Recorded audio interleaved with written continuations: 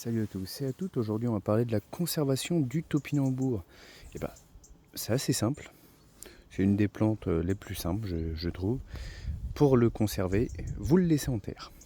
Donc si vous l'avez déjà récolté évidemment, conservez-le au frigo. Mais sinon, vous le laissez en terre, il passera très bien l'hiver sous terre. Et vous pourrez le récolter tout au long de l'hiver. Alors c'est là que ça peut être pratique d'ailleurs d'avoir, hop là, comme moi, une parcelle très souple où vous allez pouvoir creuser facilement, où il y aura peu de rétention d'eau en hiver. Et comme ça, vous voyez, vous pourrez récolter, hop, est-ce que je vais y arriver? Vous pourrez récolter vos topinambours au fur et à mesure de l'hiver, au fur et à mesure de votre consommation.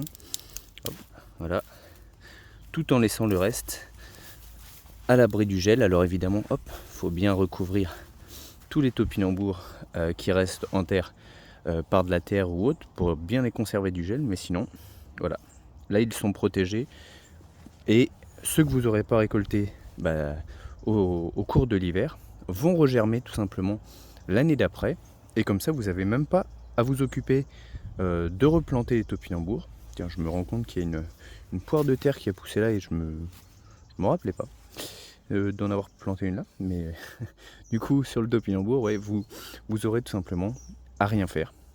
Ça se ressème entre guillemets tout seul par ceux qui ont été oubliés à droite à gauche, les petits où vous vous êtes dit oh, je vais le laisser pour les oiseaux, pour la nature, et puis au final personne ne l'a mangé et il repartira l'année d'après. Et vous, c'est pas parce qu'il est tout petit qu'il vous donnera pas un pied aussi gros que celui-là. Donc voilà, sur la conservation du topinambour. Sur ce, je vous dis à la prochaine, bye bye.